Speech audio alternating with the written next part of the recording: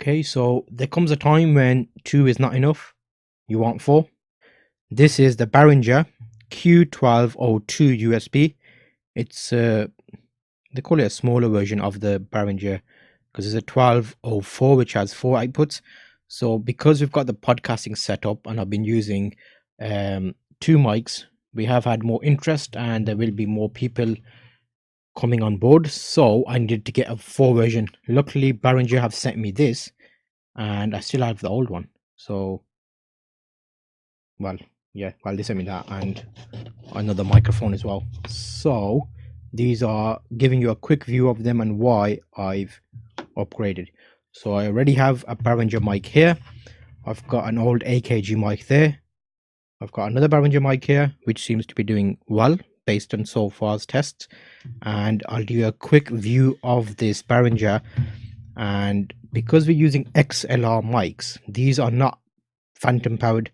This luckily is phantom powered. So if you do have mics like the one I upgraded from, I had a newer microphone, but because it's more of an open pattern, it was picking up. And we're on like maybe a 5-foot desk here. It was picking up my voice as well as the co-presenter's voice, and it sounded echoey. But right now it should be getting better. So the reason we've gone to a 4-1 is I liked the price, they're cheap, and they're on a budget. So there's a Yamaha series as well that comes out about 190 quid for a similar setup. But why pay 190 when you can pay 80? I think this one was. So this is 80, and the other one was 55. And more or less, this one's a bit nicer because it's got a slider. I've been able to control the four mics, and it's phantom powered. I can put my soundboard into it.